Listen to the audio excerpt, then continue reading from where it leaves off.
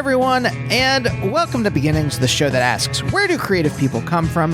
My name is Andy. I'm the host of the show and a writer and performer based in Los Angeles, California. Got a hot one today, hot episode, so I won't go into my usual 3 sentences of despair. Instead, I'm going to go right into our guest, Matthew Hurd.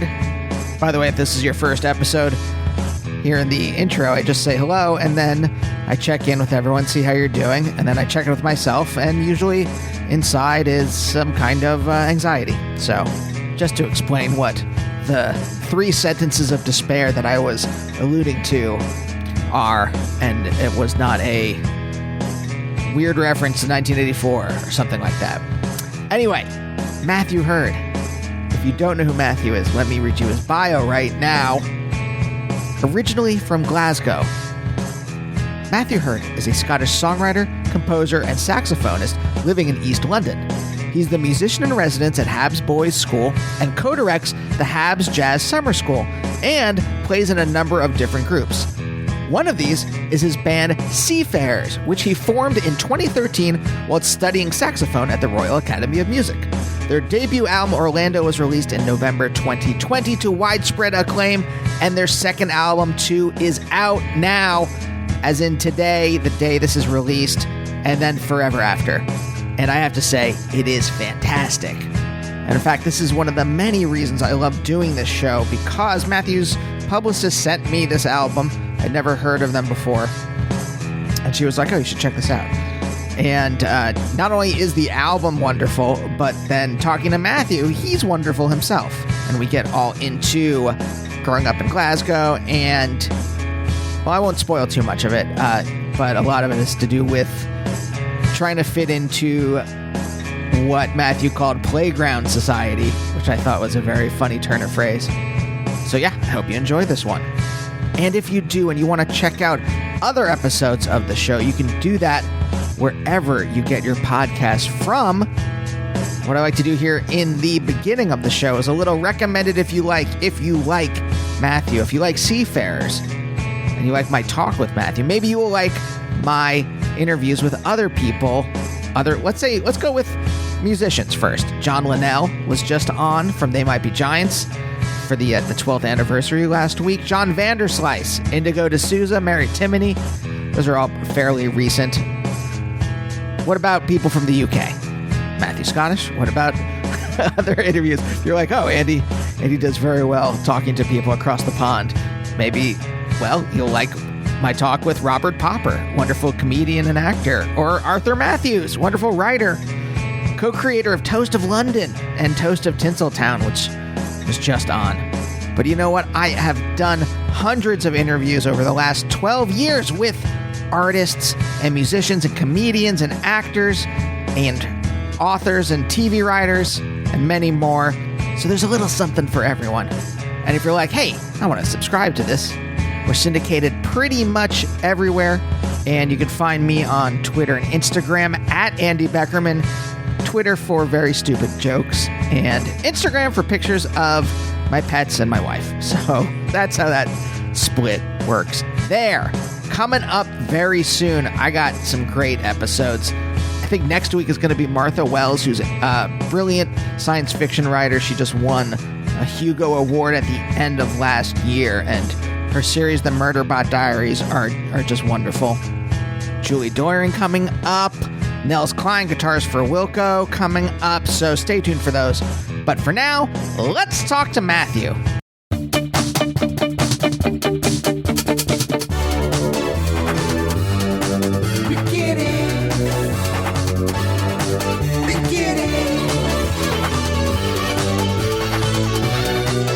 By the way, Matthew or Matt, or you don't care? So my mum calls me Matthew, and everybody in Scotland calls me Matthew, but then I moved to London 10 years ago, and apparently instantly when you cross the border to England, you are Matt. So I think of myself as Matthew, but I know I've yet to find the answer. But it's not, people even ask. They ask as kindly as you did, are you Matt or Matthew? And even if I say Matthew, they say, oh, great to meet you, Matt. Pleasure. It's like, oh, come on. Okay, well then Matthew. So, Matthew it is. Oh, that's very sweet. Thank you. That's also, you're very nice. You're like, oh, you called me the name that I wanted you to call me. Thank you. It's a rarity. Have you always been Andy, or have you been an Andrew? Or is that just a sort of when you were naughty as a child? Well, this is what I used to do, which is I used to divide. I used to look. The fantasy in my head was that if I call myself, when I had day jobs, if I call myself Andrew here, and then when I'm doing comedy stuff, I call myself Andy. If someone does a background check or just a Google search and they just search Andrew Beckerman, no comedy stuff will come up. It's a complete fantasy. It was like, I don't think I even believed it then, but I just had that in my head. So that Andrew is the formal, like I put on a skin of a formal, like I'm wearing like a little tuxedo in my mind if I'm Andrew. But when I'm Andy, then, hey, it's time for fun. So today's Andy. Oh, today's Andy. Matthew, we're having fun here. We're having fun here. Well, maybe. We'll see what happens. We'll see where we go. Tuxedos are off. But wait, do you have a similar, I mean, I know that was dumb for me to believe, but did you ever have a similar kind of thing where you had this like mode you went into where it doesn't have to be linked to your name necessarily, but like, I'm going to be this kind of person in this context and try to limit my personality based on the context. Does that make any sense as a question? Yes, it definitely does. But does it necessarily pertain to having a different name or a more formal version of your name? Or is this just without the bounds of first names? It is not nomenclature involved. Me, yeah, I think the answer is yes, but I'm not very good at it. So I think in certain, like I'm a school teacher quite a lot of the time. So in certain situations, like I should be Mr. Herd quite a lot of the time. And I think certainly within maybe the first 12 to 18 months of the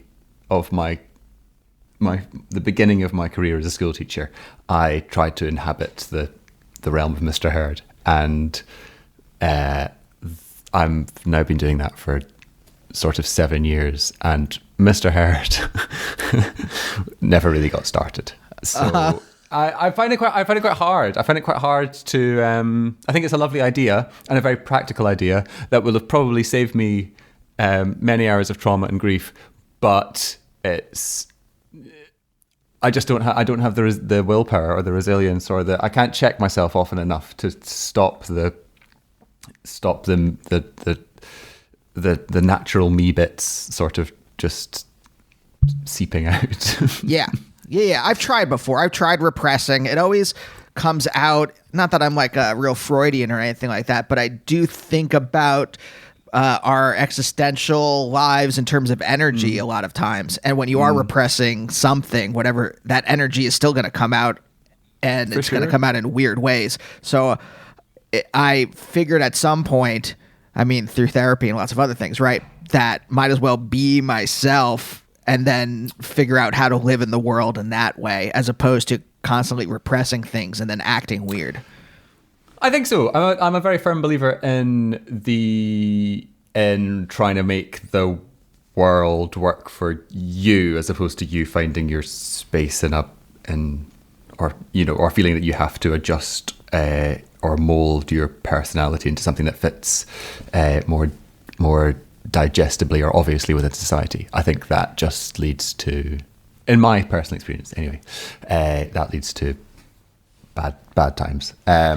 So, well, do you mind if I ask then about when were you can. What were those times where you were trying to kind of instead of be yourself and try to find a pathway through it, you picked out a pathway and you're like, I guess I'll try this one and see how I can go down it?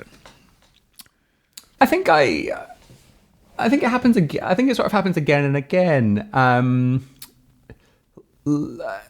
I can remember like very early interactions in my first few years at school as a child. I guess that's the first moment where you're given a sort of pretend version of society to exist in, a little playground society where see yourself and you see other people and you compare and you try and find your space within the other people, and how, and there are some people in that situation who naturally adjust, and maybe they're leaders of the pack, or maybe that they pertain to their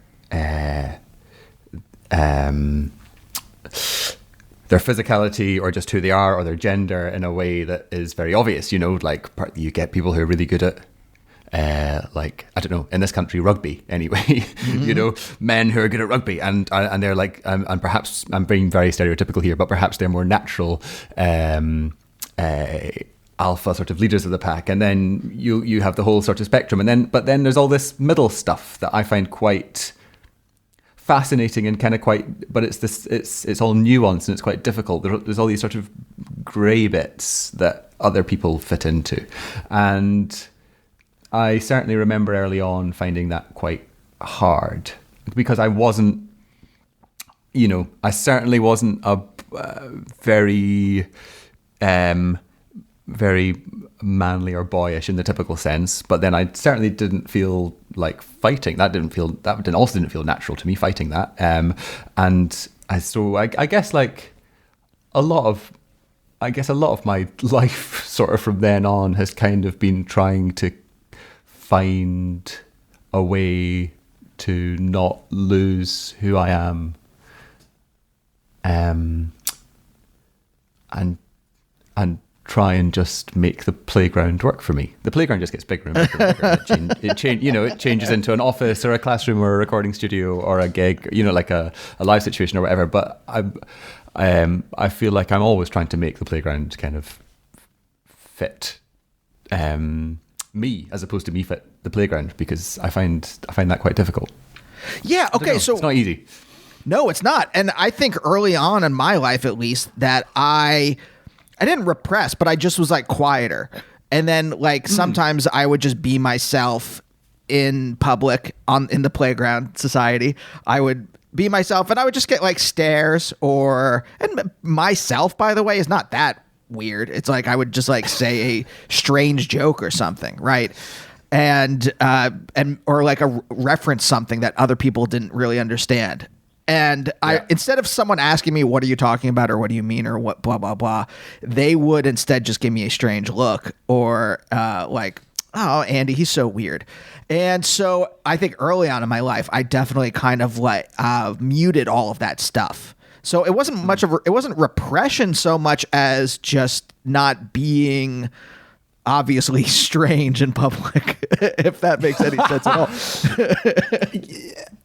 Yeah, no, entirely. I think I remember like I think when I first left home, like at age like 19 or 20, when I first moved away from, I grew up in Glasgow.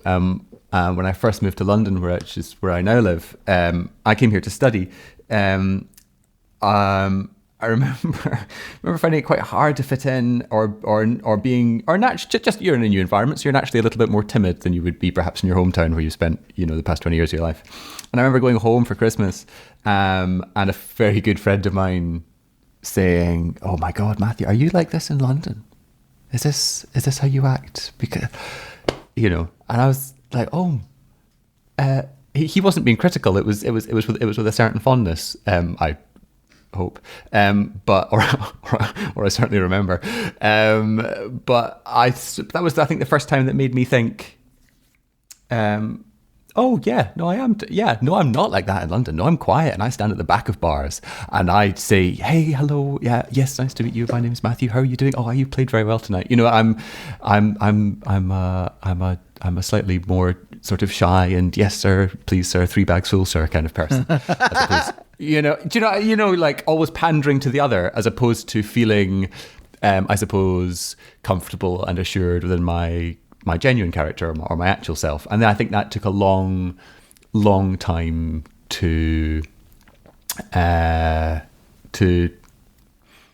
feel comfortable in. I think certainly down in England. I don't know. How do you find it when you've? I don't know. I assume you've moved around and lived in different cities and moved in different circles. Does that chime with you or? Well, as soon as I got into comedy and my body realized that that was what I had wanted to do for such a long time, then that it was a process of once I felt like myself, then I just stopped pretending. And I'm not. Look, here's the thing. I sometimes I'm on stage with my wife, and my wife is a stand-up, and she's fantastic, and she's not weird like I am. So, or she's weird in her own way, but her own way is more understable. Like fewer Thomas Pynchon references, let's say. Okay.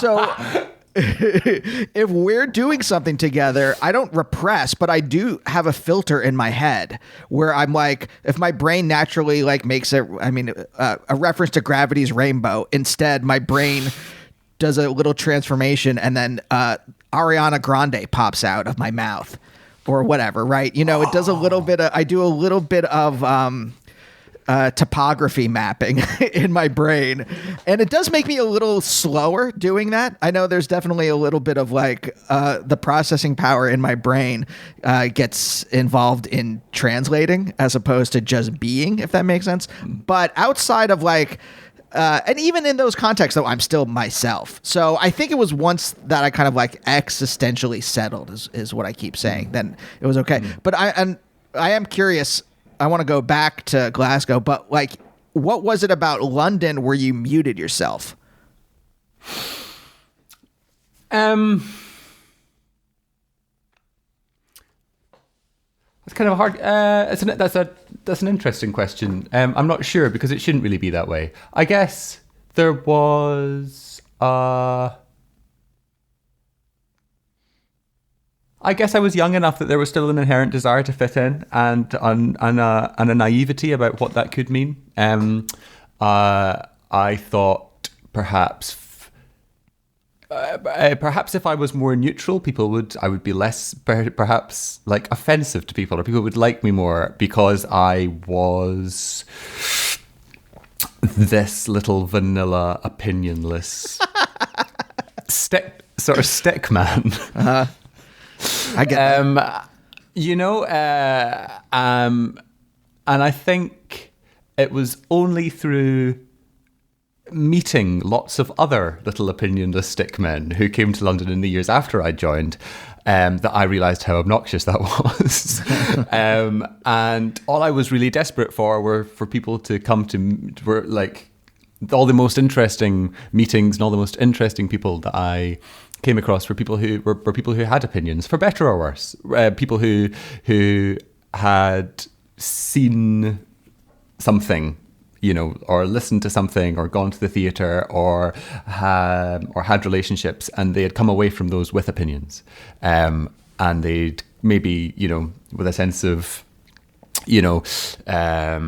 euphoria or injustice or disgust or passion, just a bit of fire. I think was kind of what. Was what attracted me to most people, and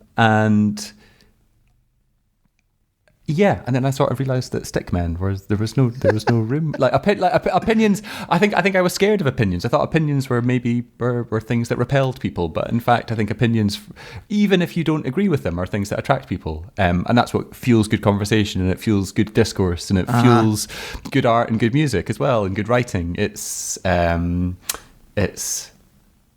comedy, surely. Is that not just opinions?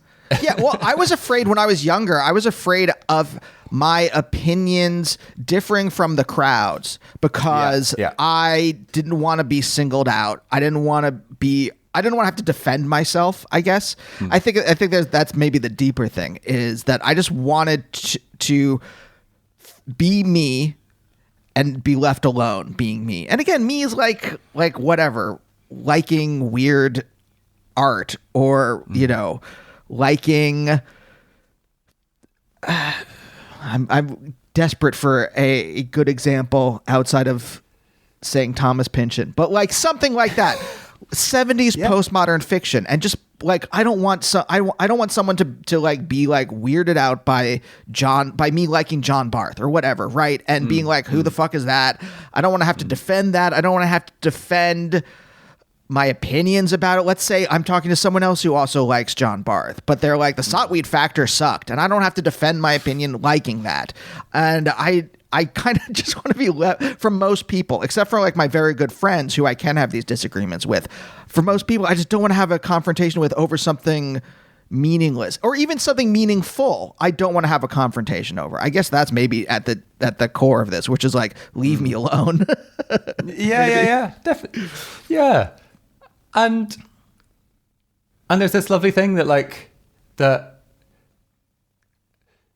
I like. I think through meeting people who are engaged with life and are engaged with opinions or engaged with references and culture is that I just sort of magpie all their ideas. Like I'll like. I would steal Pynchon and I would steal Barth from you. Yeah. And I'd be richer for it. Even if I if I read Gravity's Rainbow and I was like, no. Or what, that I would still have a deeper and more meaningful understanding of a little community and culture that happened to move somebody I'd met, such as yourself. I think knowing what speaks to people gives your connections more meaning. Like it matters to me what matters to you, if you know what I mean. Yeah. But going back to Glasgow, I want to come back to this. We're going to jump around like it's one of these books I was talking about. When you were growing up, what were your, as you said, gray bits? That where you weren't like a rugby lad, you weren't, what's this like kind of like grayish anodyne, is that the word, middle area that you are that you're inhabiting, and why do you mute that once you're in London? So I think I've always had quite a strong sense of self, but never quite. But never sort of quite managed in many social situations to sort of to position that very well. Like when I was growing up, I was never very good. Sounds ridiculous. I've never been very good at things. I've never been very good at like. My hand-eye coordination is terrible. I'm not very good at football, or even like table football, or table tennis, or bowling, or like things that, or like maybe last in the swimming races. Not very good at the at quite sort of early things that give to people like a middle ground. We both go to the swim meet, or hey, we're in the pub, let's play pool. Oh, I kind of don't know how to hold the pool stick thing. This is really, so I think parties, and like I remember very early, there's like a thing, it might be a British thing, I'm not sure. It's a thing called the Scouts and the Cubs. Is this Cub Scouts? It's like Cub Scouts. Yeah, we got those in America. Excellent. So I think the youngest branch of them was a little group called the Cubs, and they met at the local town hall. And I remember my mum taking me along as a youngster to this thing that would open my eyes to meeting loads of new other people, other little boys who were into the same things that I was into, like eating worms and making sandcastles and fighting and things. And it was horrifying. Like I remember walking into the hall aged maybe like 4 and just being very, very terrified. I couldn't find my space in the room. I didn't know. So I just ran. I couldn't do it. I just ran back to her, clutched her knees and waited for her to say, "Oh God, fine. At least I tried. Come on home and have a cup of tea." And I think that's always kind of. I think I've always kind of struggled a little bit with that. And I kind of I don't think this is like by no means do I think I'm a special case or anything. Obviously, fitting in is something that loads of people struggle with, but it's something I've never ever, even to now. I've made my life kind of work for me in a way which is good and functional, and I get a lot out of it, and I have a very nice time. But there are still situations where I'm like not quite sure where I sit in the room and what I do here, and I think I've always found that kind of hard. There's lots of people that I just see that are just they just know, they can just tell the joke and they can just play the game and they can and they've got good general knowledge and they nail the pub quiz and they I've always found that quite tough. I don't know.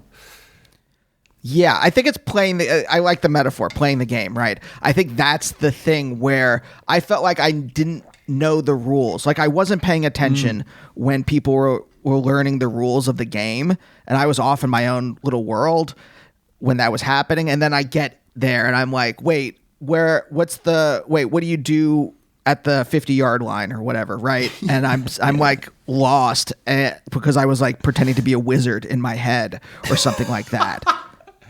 I hear you. This is speaking loud and clear.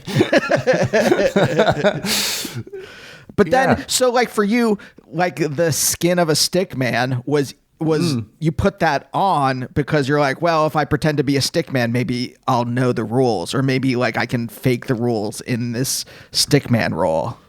Yeah, I think the rules of the stickman role, right? The rules are quite simple. It's like stand at the bar and shut the fuck up. It's not really a kind of. It's not, be nice to people. Say that they're great, in the hope that maybe they'll give you a gig. Like they're not gonna get you. Like I came to London as a music student. So I think, but of course, like the some vacuous kind of wet rag at the bar, I'm not going to give them a gig. Do you know what I mean? Right. It's the the person with fire and the person with something to say and the person with a bit of dialogue. That makes the best. That for me anyway makes the best music and makes the most exciting music. So I don't know. I think I was just mainly terrified. I think I'd also identified that there were a lot of people who moved to London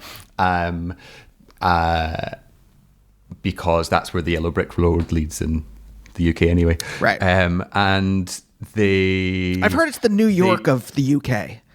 I get something along those lines. Something along those lines. Sorry, you weren't looking.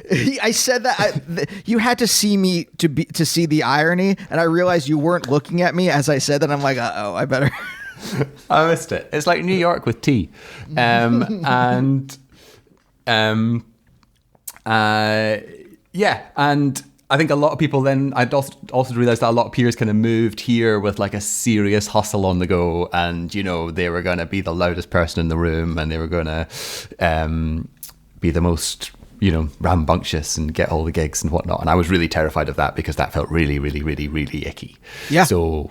But it's funny because my head didn't go, oh, I can still be me and not be that. It was like, no, you can't be you can't be that. You have to be the opposite end of the spectrum to that. You've got to be the opposite of that. And I think that happens quite a lot, where I just forget that that humans are a nuanced being full of multitudes and fragilities, and there's this whole color spectrum in the middle where you can not lose yourself, and you don't have to be the really loud, obnoxious dude, but you also don't have to be this little sort of transparent thing. You can be you, and you can be cool without pissing everybody off, because and I just sort of see that extension of the early playground thing happen again and again and again, whether it's in the playground aged 6, or whether it's passing exams in secondary school, or whether it's, falling in love with people, or, having sort of early feelings there as a teenager, or whether it's moving to a new city. I just forget that there is that you can kind of be all this other stuff and not lose yourself. And there's kind of, I think all those possibilities really excite me. When I think about them, and when I slow down, then life seems so much more sort of boundless and enjoyable, because I don't have to be anything else other than whatever I am at any given moment, And as long as I know what that is, then maybe things will be okay. Did you get to a point in London, or maybe it was it's always a process, but we tend to like boil these things down to just a point. But like, what was the process of you remembering this? I think of, as a parenthetical, I think of this term of Heidegger's being towards death all the time, because I think it's such a great, despite Heidegger, Heidegger's been canceled, everyone. All right. but still in this parenthetical, being towards death is this process of like, you remember death every once in a while. And in those moments, then, once the pure fear drains out of you, right, you act with meaning because you remember that you're a mortal being. And then then you forget about it and you go back to like playing Candy Crush or something like that, right? And you're no longer acting with meaning because you're just doing like you are no longer remembering that your mortality because you're sitting here playing a game on your phone. And then you suddenly remember, oh right, I've got another like 40 years if I'm lucky. Better do something meaningful. End parenthetical. So I think that is I think about that a lot because I think about this quote unquote authentic self, whoever you are, right?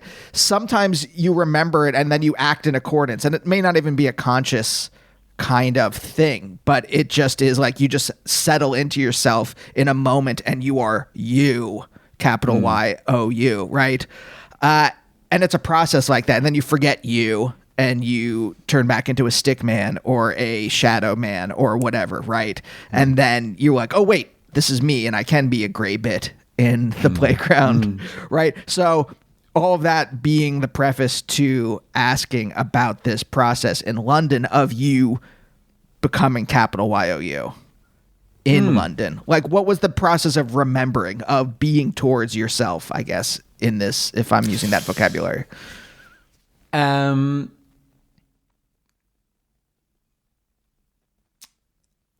Lots of things kind of helped.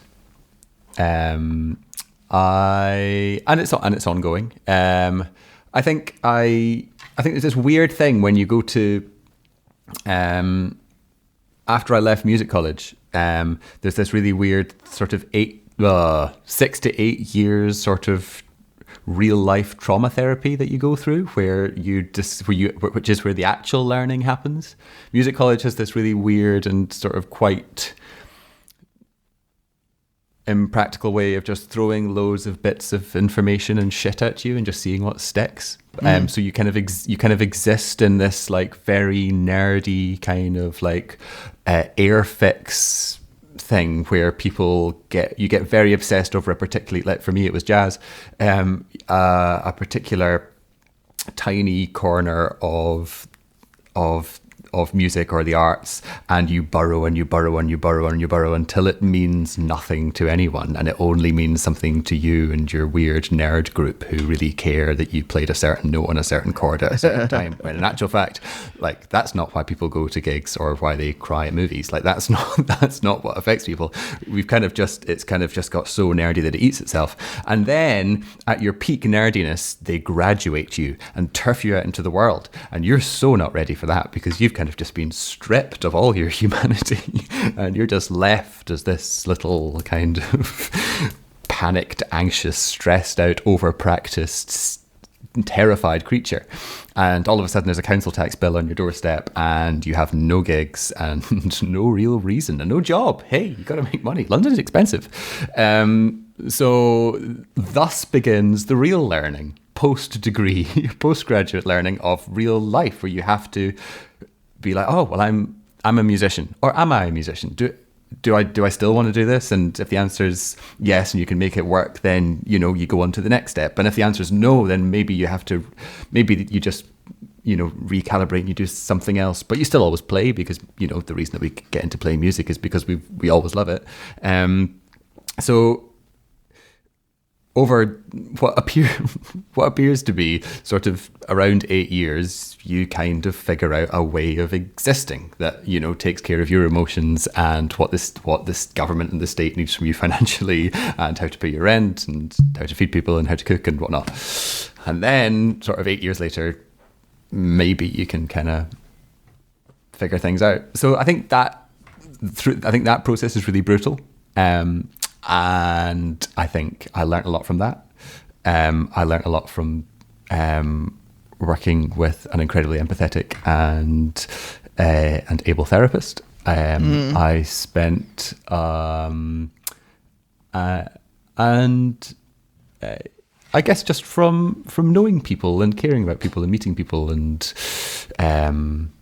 falling in with people and falling out with people and reading a lot and writing a lot.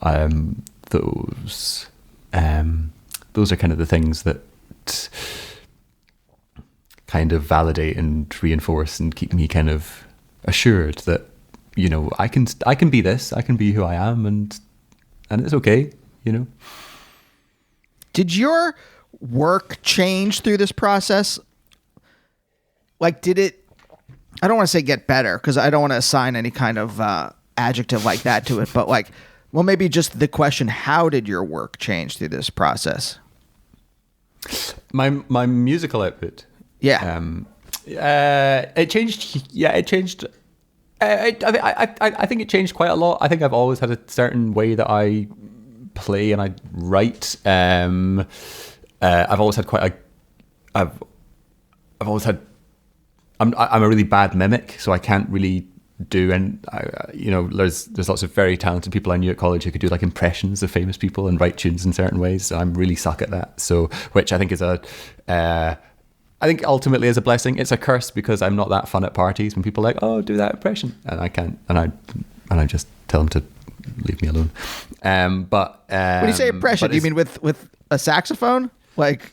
Yeah, sound like Charlie Parker, sound like John Coltrane. In the same way that in this, I guess, in the same way that anyone would do impressions, sort of musical impressions.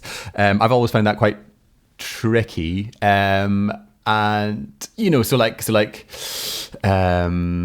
and sometimes that's really useful because you can get work like that. Because sometimes there'll be like a TV executive, and in their head for their theme tune, they want someone to do a retelling, or they have a reference point in their head, and they really want a saxophone player to come in and kind of rehash that. And I'm a kind of fairly useless in that situation, which means that I've kind of had to write a lot because, well, no one else is going to, those kind of session gigs have never quite been my bag. So, and I've loved writing, and I've written since I was quite young, just, funny little things on the piano. And yes, I think to go back, I think it has changed a lot. I think I kind of have come to terms with the fact that that the music that I feel most comfortable writing is not necessarily the music that I studied, and the music that I feel the most comfortable playing and being involved in and putting my name to, and that I feel the most relevant to me, is actually quite different to the route I went down as a music student. I don't really play jazz anymore, is what I'm trying to say. Okay, now I want to loop back, maybe shunt back? I don't know. Shunt back. Yeah, let's go with that, to Glasgow, because I want to know, did you have a sense, even as a child, did you have a sense of self? Like, yeah, okay. So, because I'm trying to think about my own childhood, and I don't think I did. I think I was just kind of like reacting in the world, and I think I had some hazy understanding, but I didn't have like a very conscious or full understanding. And I'm curious about growing up in Glasgow. You grew up in the suburbs, if I remember correctly, right? Remember, yeah. So what's that like? I mean, I really don't know Glasgow outside of media. So what, like I say on the show, unless someone happened to grow up in Pennsylvania or I visited where they live, I really don't. Okay. So what are the suburbs of Glasgow? What's your home life? The suburb I grew up in was, I've always kind of likened it to the way that I see, like, Donnie Darko? Yes.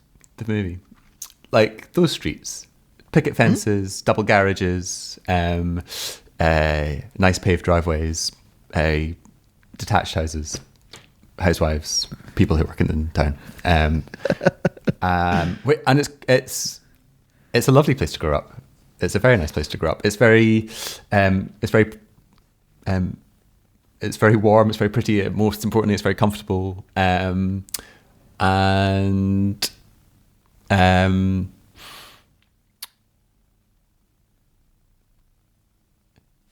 yeah, it was a very, very good.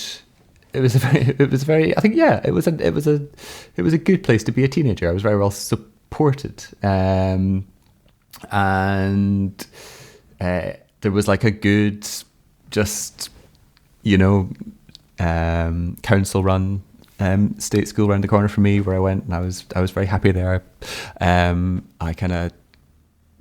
don't know, I kind of flitted a bit. I wasn't very good. I kind of didn't really do hugely well. I always loved music, so I always knew that was what I wanted to do. But I certainly wasn't like really like a very talented music student. I wasn't really at all. I was very passionate, but I couldn't really direct my energy into the craft at the time because there was always something else going on. There was always a film to watch or a party to go to, or like some other thing. I was a flitty and distracted teenager. There was too much in the world to deal with, and I couldn't really channel the energy into being very, very good at one thing. So dilettantish, clumsy. By the way, I don't use dilettante as in a negative way, right? To me, I think it's a good thing to be. But so this is so easily distracted, clumsy, mm-hmm. right? And just like I like the word you flitting about, right? Kind of just like whatever catches your eye, you kind of follow that. Yeah. So then how does music as something you want to do for a living, or just something that like catches the capital YOU, how does that enter the picture? I think music has always been the one thing that spoke more to me than anything else. Like there's lots of other things that excite me and whatnot, but music has routinely been the one thing that takes me away from the world. And I think when I realized it could do that, then I kind of got really obsessed with it. I remember going to a gig when I was like 16 or something. And there was like a bunch of stuff going on, like a family member wasn't very well. I had exams going on. I was breaking up with someone. It was all very teenager and all very angsty. And then I went to see the Scissor Sisters, and they played to Glasgow. And the world, everything around where my feet stood in the floor just dissolved. Like nothing mattered anymore. I was gone.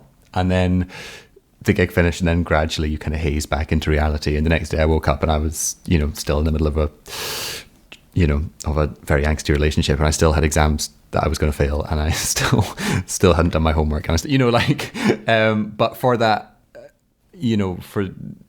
for that, 2 hours of the gig, and then maybe 5 hours in total, I was gone. I was sort of elsewhere. And I think that's kind of the thing that I've always looked to do. I think it's funny when you feel the power of something on yourself and then wanting to do that to other people. Or there's an option to do that to people, and but all you have to really do is write some music and make some music and record some music and put it out. And I think, or do some gigs. I think once you felt it yourself, then then you kind of know what's possible, and it's bigger than it's unquantifiably huge, that thing, because that's magic, really. That's like being able to do that to someone is like Harry Potter magic, like actual like make the room dissolve magic, make people make issues disappear, make your anxieties go away. humans shouldn't be able to do that to each other. There's some other force at play, and I think that was kind of, I think that idea has just always kind of got under my skin.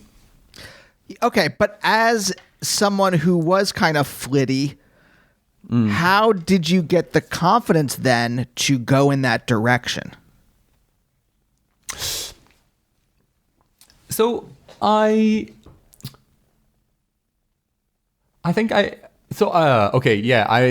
met people who were my age, late teens, who could really do it. I hadn't ever met anybody I wanted to go and study jazz saxophone. And the disconnect in my head as a teenager was that I'd heard records that my mum played in the kitchen. I'd heard Stan Getz on the radio. I'd heard Paul Desmond play with Dave Brubeck.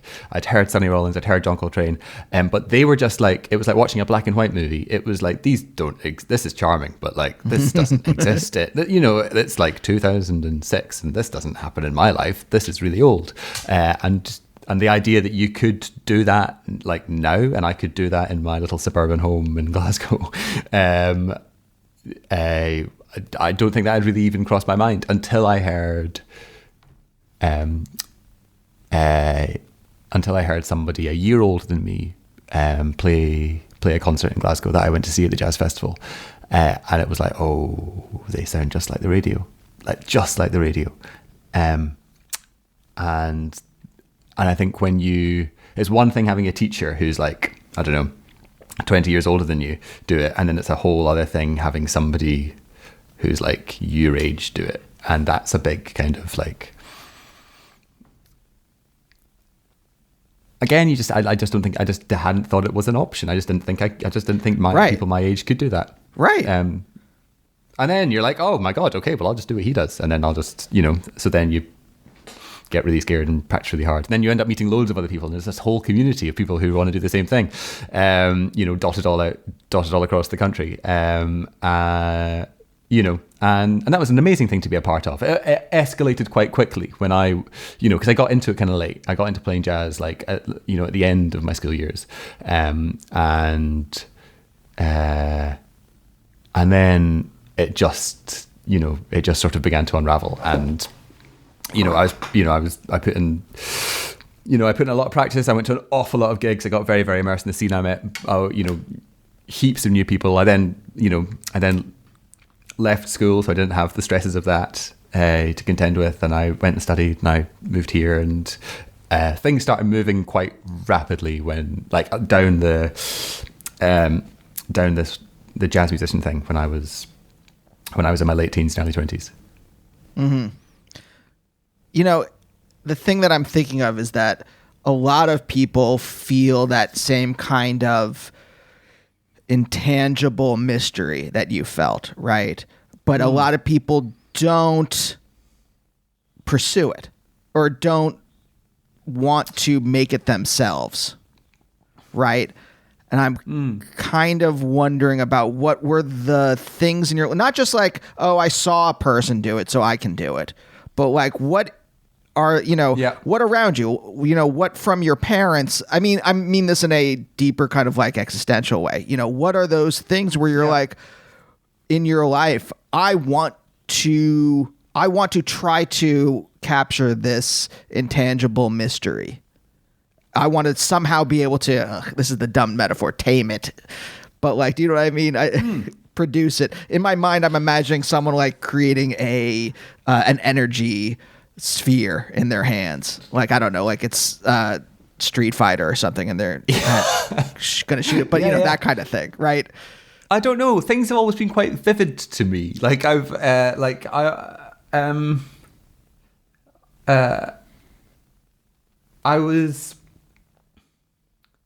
got very obsessed over sounds. I'm not sure.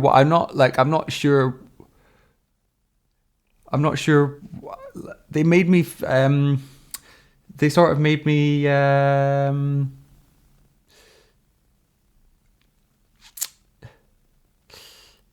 They they took me to places, or they made me think certain things, or they made me feel certain things that felt more useful than real life, if that makes sense. They felt much, much, much more vivid than what I was doing in reality at that moment. Almost like a sort of weird daydream kind of thing. They just take me other places. And so it never felt... So I guess the only problem was that I couldn't express that. Like, actually, to somebody else, I couldn't express what was in my head musically, to you, for instance. And then when I saw somebody do it, or when I heard people do it, or like even the first time that I went to hear like my friend who was kind of a shit singer-songwriter play their first shit gig in a shit bar in shit Glasgow, I was like, oh my God. Like, I was in the front row, just out, like away. I just couldn't... Just the fact that someone was standing in a room playing a sad 3-chord song that was on their guitar with their lyrics about their breakup and their anxieties. Just all of a sudden, my head just spiraled into all these little mini fictions about their life and who they were and who their fictional, what their dreams, what their aspirations were, who they were singing about, who they'd broken up with, what their anxieties were. And I think as soon as I could hear somebody do that, as soon as I could hear them do that song, or I could hear the saxophone player sound like Stan Getz, it was like, well, this is like I can do it now. I've been enabled. They can do it. I can do it. Of course I can. I just hadn't seen that before, which seems really odd because my upbringing wasn't particularly sheltered. I think it was just having a peer group, having people that I could sit with and talk to and ask them how and why. Unlike, like going to see the Scissor Sisters, that dissolved the room, but I couldn't go and hang out with Jake Shears afterwards as much as I wanted to. I couldn't go out and, ask animatronic what she was doing there. But there's this person who's playing this lovely little folk song on the fiddle, and that's just moving me beyond belief, and they're going to stay for a drink after. So maybe we could talk, and maybe I could ask them how they did that, and maybe we could have a play the next day, and they invite me around for tea, and I could bring my saxophone and I could try and learn it. And then it really, really starts moving. But it starts moving in quite in a kind of happenstancey kind of, it depends who you meet at a certain point kind of way, as opposed to a structured educational kind of, book 1, method 1, lesson 1, you do this and then you move on. It was very, very kind of patchwork quilty, which I think now is really useful. At the time, it was just where I was and what I was doing, and I just kind of followed my nose, and it's good because it's led me to listen to loads of music, and it's led me to and I think a lot of the stuff going back to the trauma spiel post college. I graduated as a jazz saxophonist, and a lot of that was then feeling a little bit detached from all this other stuff that I had experienced when I was, when I was younger and before I'd gone through that process. I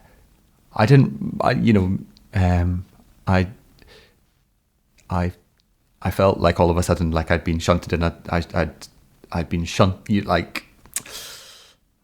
been sort of held in a particular position in the playground that maybe wasn't ever what I was meant to be initially. So then a lot of more recent work, I guess, over the past 4 or 5 years has been trying to unpick that and bring in a lot of the and bring in a lot of the earlier stuff, the folk musicians, the singer-songwriters, the stuff I danced to at parties, the stuff that actually genuinely made me first of all fall in love with music. Out with the realms of jazz nerdery, or we have to make this exam really hard in order to give them a degree. That's all academia. That's all institutions, and sure, they got to tick boxes but it's not really music, and it's not a love of art, and it's certainly doesn't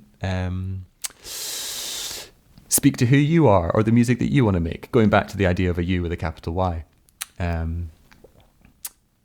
So it's funny because it's something I've been thinking. I think those early experiences are things I've been thinking a lot more about recently, and things that I've been trying to connect with, because I think they're the things that are the things that flick certain switches for you formatively are kind of lasting, much more lasting than than certain other things that maybe interest you at a certain point. But like, there's something very, very powerful about the first mixtape you're given, or the first time you hear a certain song at a certain time, and who gave that to you.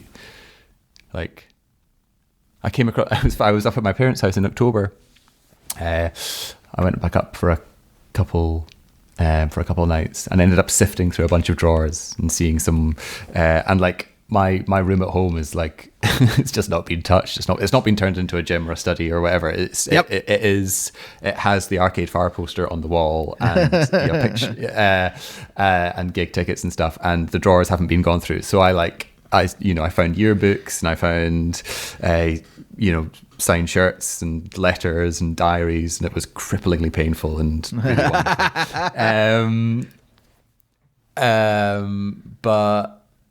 But yeah, and it was really, it was kind of funny going through all that stuff, because I came across the first 2 CDs that I'd been given when I was like, I don't know, 14 or 15, by a friend who was like, you just listen to weird jazz music, you should listen to this. And it was Amnesiac by Radiohead and Transatlanticism, the Death Cab record.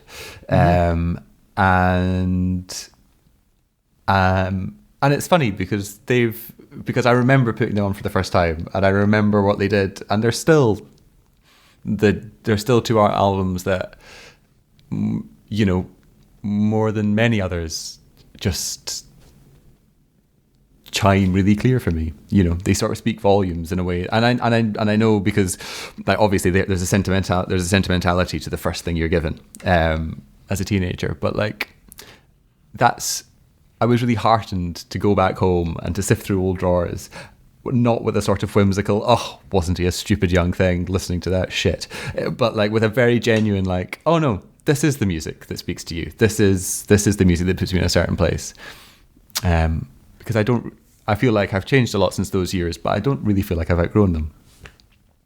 Yeah, maybe there's a sentimentality if like your first CD is Death Cab, whereas mine, I think, was like an Aerosmith CD. And so, yeah. So I'm not embarrassed by it, but I'm also just like, it doesn't really hold much for me. It didn't really hold much for me then. Yeah. I think it was just cheap. I was like, 10 or something like that whenever CDs came out. And I was just like, yeah, okay, I guess this is like $5 at the CD store. Sure, why not?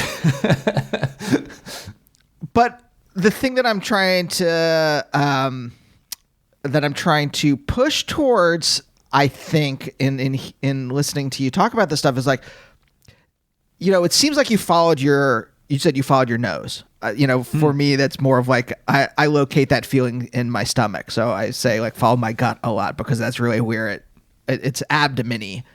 Abdomen dash Y, right? That's really where I locate that feeling. And like, when I know that like my body, when I'm actually listening to my body, that's where that's where the stuff is telling me what to do. And were you like that as a kid? It seems like you were. It seems like you were kind of emotionally aware. Yeah. I think so. Sort of irrationally so. Like, it was definitely not the right. Many times it's not the right thing to do for various reasons, but I unflappably and irrationally so. Yeah, definitely follow the gut.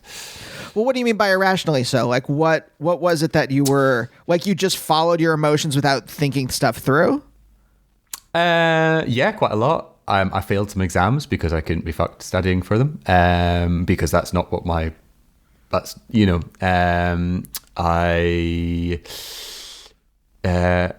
have like a lot.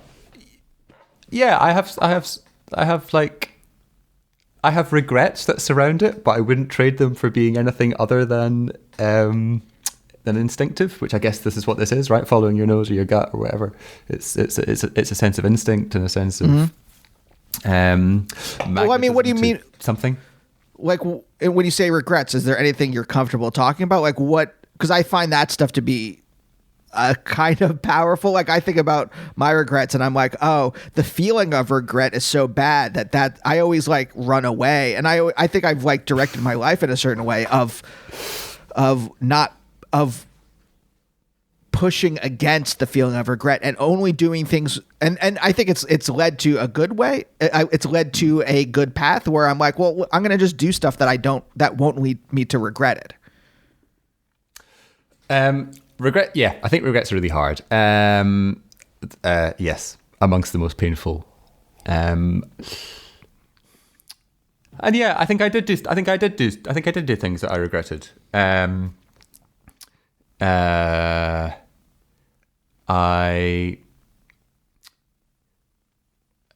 I guess the main, like, I struggled a lot with I guess from a very young age, I knew that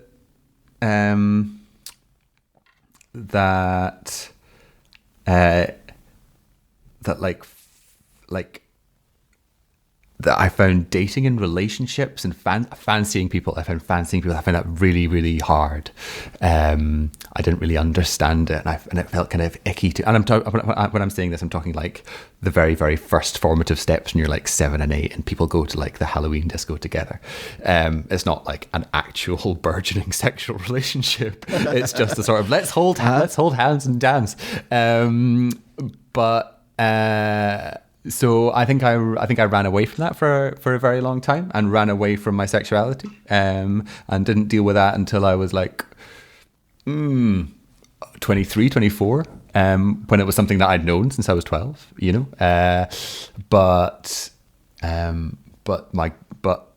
And that is a funny one, because I think at the time my gut, like, I'm saying this to you now, and I realize that I've just contradicted myself, because my gut did know that for sure, but I think maybe that was one instance where my head overrode it and went with like, no time to deal with this. You know. I know. I definitely knew that from a young age, and had girlfriends, you know, through school and stuff, because like because that's a terrifying. Well, I felt like it was a terrifying thing to be, and that I couldn't be that. And if I tricked myself into thinking that a girl who I had a great deal of love and affection for in a platonic way, could be something more than that, then maybe this wouldn't ever have to be something that I'd ever deal with, because, you know, I'd just be like the other boys. So yeah, that was a large hang up from school that I think took a lot of washing out in my 20s. And it's funny because like I had like my very best friend at school. He like on MSN Messenger came out to me aged 15, and then I was like, oh God, there is another one. Like, it's not just me who has a difficult time in the locker rooms. And then but at the same time, I was like, my head managed to do some kind of really weird flick where it was like, oh, but it's not you. It's you know, it's just him, and you're here to support him, and be the best possible friend. But that's not something you do. So it only ever got to the point where it was kind of like impinging on my mental health that I did something about it, and sought support with therapy and spoke to people and worked it out through there. So I guess that was a big that's left sort of a big mark on my kind of teenage years, because I sort of do always wonder what would have happened had I replied to him on MSN being like, oh my God, me too. which I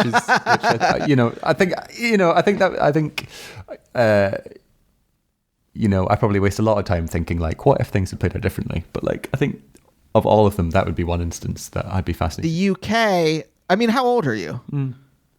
30. You're 30. So you were a teenager in the 2000s.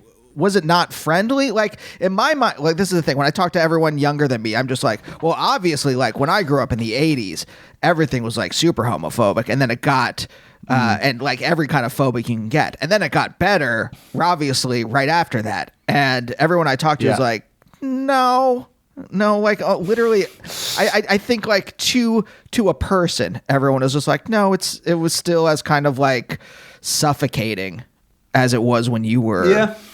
Yeah. And I mean, like, yeah, there's sort of two rules, isn't there? There's like wider society and then there's playground society. We keep coming back this kind of, but it is. And I think like I think I was probably more like, I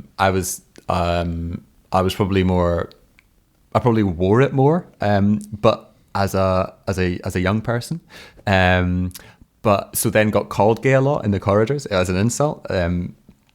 And I think I got called gay so much that I just rallied against it. And I was like, well, I'll definitely not be that. You know, like I will prove each and every one of you wrong by hanging out with this girlfriend. Clutching it like, come on.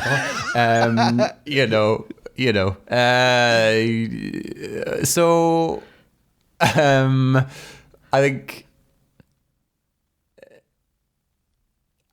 and like I remember speaking to my family about it, and I think, and at the time, and I don't think it was like a, well, of course, son, whatever. I think it was like a, well, your emotions are complicated when you're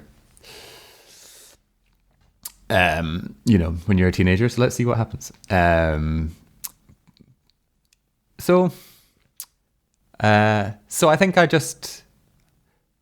and I think because secretly, perhaps in my head, I still wanted to not be what the bullies or the dudes in the playground had always called me.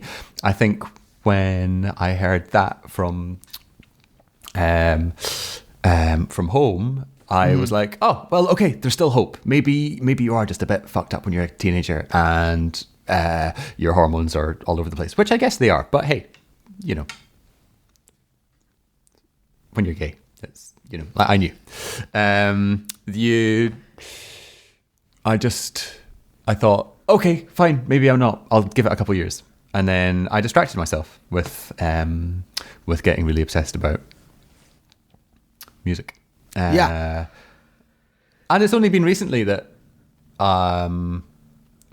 that there's this lovely thing that of trauma plus time equals, you can get like comedy or whimsy, and I think that's what makes I think that's quite often what makes really great or really interesting songs is talking about something or looking back on something with a sense of perspective that is not as vicious and vivid and tragic as it is when you're living it. It's got the grace of having 10 years where you can look back on it and you're a new person in some respects, but this is where you've come from, and you can talk about it with a sense of perspective and sort of like it's like sort of fond comedy or fond whimsy that you're like, oh, you stupid fuck, you know that, oh, you silly thing, like we can, and I think that's what I think that can make much warmer songwriting than perhaps writing at the time, or really traumatic things happened to me, let's pour my guts out and write a song about it tomorrow, and that just all becomes very internal because you've not processed the feelings and the trauma and like all the stuff that comes with it.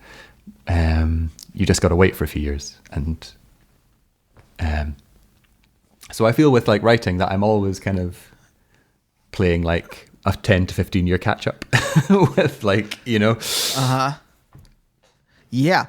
So, okay, this is really interesting in the terms of like the dynamics or the dialectics. I always think about dialectics. Like, what do you push against?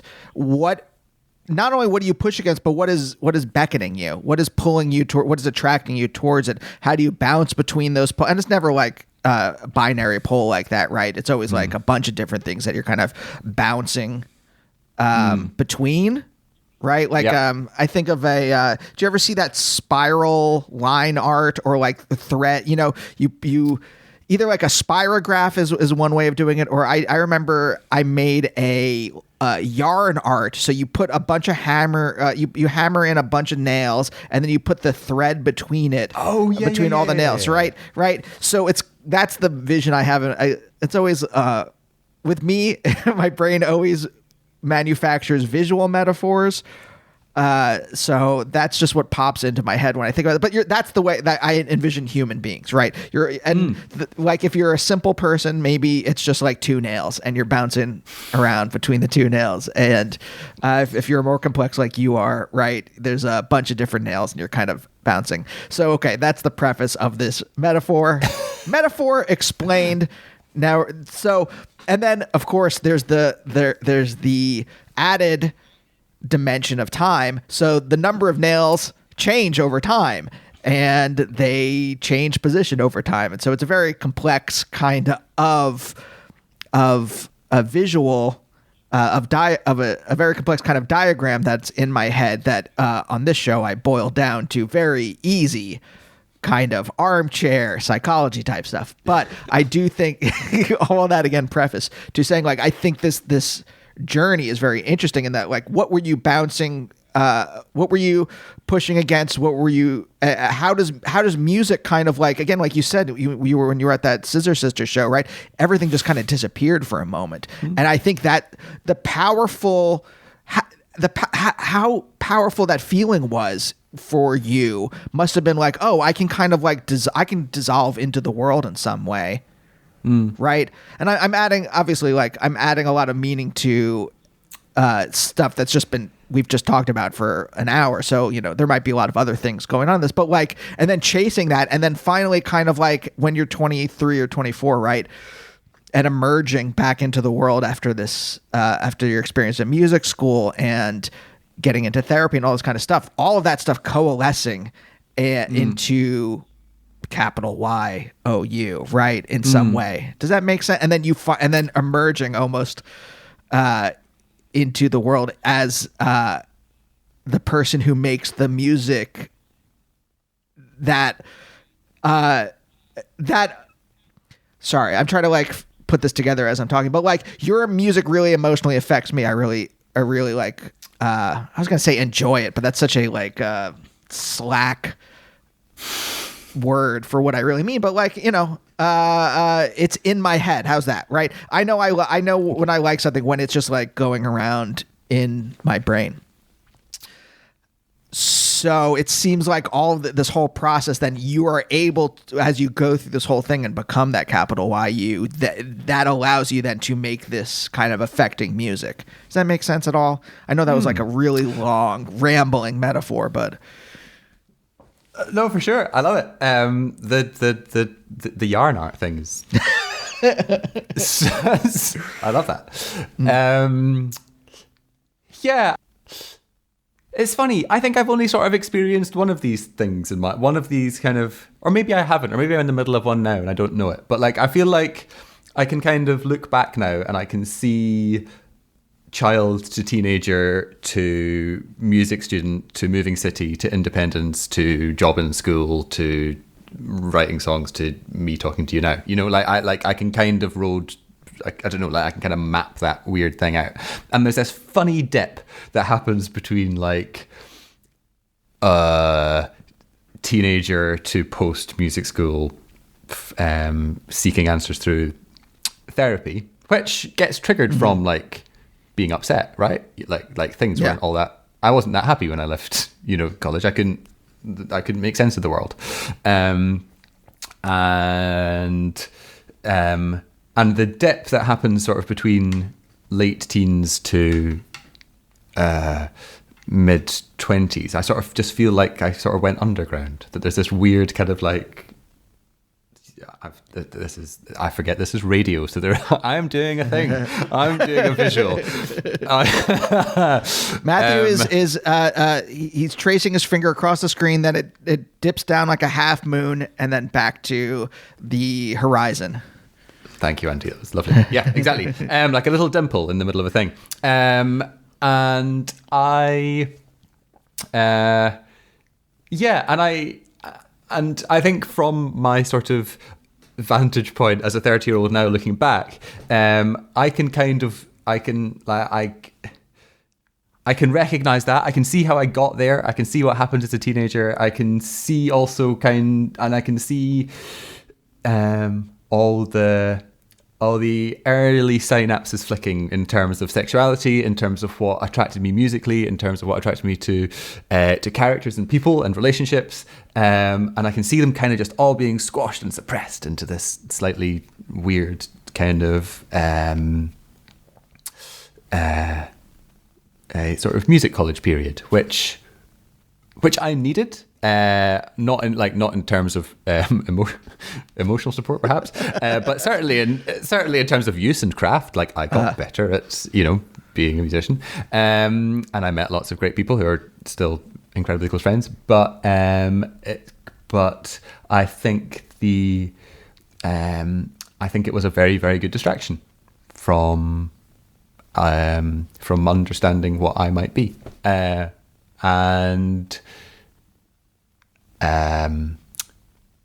I think only when I realized that, only at the other side of it, where I realized that this isn't working because I'm not happy, then do I sort of start chipping away and trying to reconnect with who I was pre that, when I was 15 and 16, 17, 18, and trying to capture what happened there and sort of reconnect with that as somebody in my mid or late 20s. That sounds a bit weird. That's weird, isn't it? No, not at all. That's the premise of the show, is that when you become that capital U, you're reconnecting to your childhood in some real deep way, or you're relaxing yourself to let that part that you push down back in. It's almost like universal. Like, I think if you are making art, whatever you are making that is authentic to yourself, that you and you have a voice, that is the process. Again, it's anecdotal. I have not done any real actual empirical, it's all through conversations on the show, but I feel, my gut says that that's kind of what happens. Again, anecdotal. Well, if it chimes with you and it chimes with me and it chimes with your hundreds of other conversations, then what's that they say about the X number of Elvis fans can't be wrong. 516 Elvis fans can't be wrong.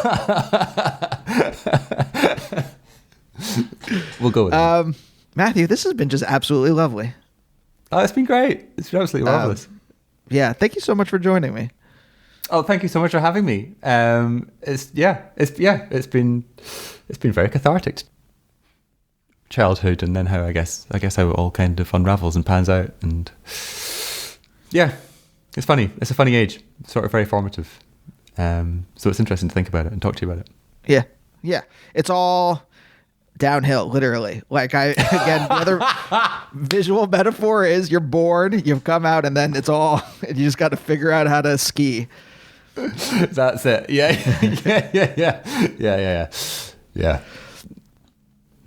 We'll see what happens.